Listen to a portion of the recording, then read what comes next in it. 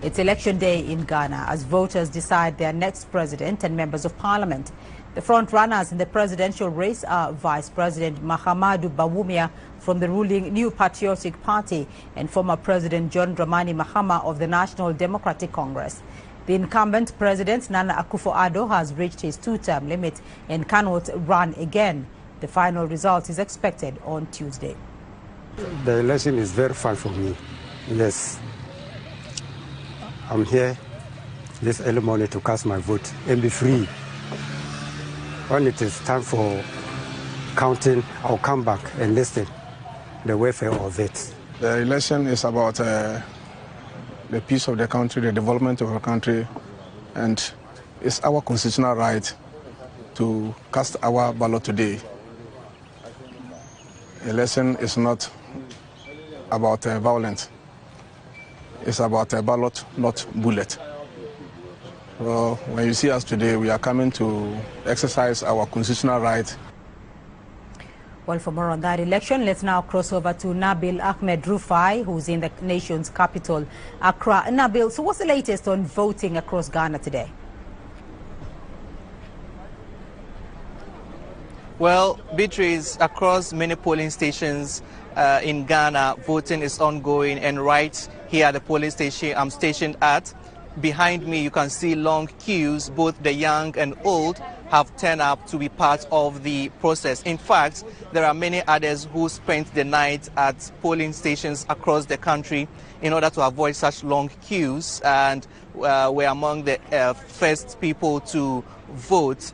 We know that the ruling party's candidate, Mahamudu Bawumia, has cast his vote in his home region, Wale Wale, in the northeast region of Ghana. His main contender, John Mahama, has yet to vote. But then polling is expected to end at 5 p.m. and we expect that across the polling stations in Ghana, voters would be trickling in 1 minute after the other to cast their ballot. So has there been any early challenges reported, and how is the electoral body dealing with the challenges? Well, indeed, Beatrice, there's been some pockets of challenges across some polling stations in Ghana. There are some stations that had challenges with their biometric verification device, which the voters need to verify their names on the roll before being allowed to vote. So that actually delayed the start of the voting process across some polling stations in Ghana. And due to that, the Electoral Commission says it stepped in to see how best to resolve such technical challenges. And for some that encountered such difficulties, they've been able to resolve it, and the process is going on. But that would mean that the 5 p.m. deadline may not be stick to entirely because of the delay. The Electoral Commission would consider extending the deadline beyond the close of polls beyond 5 p.m. Aside that, there's also been some chaos at some polling stations just because of the long queues and people trying to jump the queue, and that resulted in some confrontation among the electors. But it's something that the security personnel that have been stationed at the polling stations have been able to handle so far. So those are the two key challenges that have greeted the voting process this morning. So Nabil, if that deadline for voting is extended, when do we expect the final results being announced? Well, we are learning that by Monday or latest Tuesday, the Electoral Commission should have been able to collate all the results from the various polling stations and collation centers across the country. So latest by Tuesday, we should have the final result of this year's polls, Beatrice. Indeed, Nabil Ahmed Rufai there, and he now looks at the key issues for voters as they go to the polls today.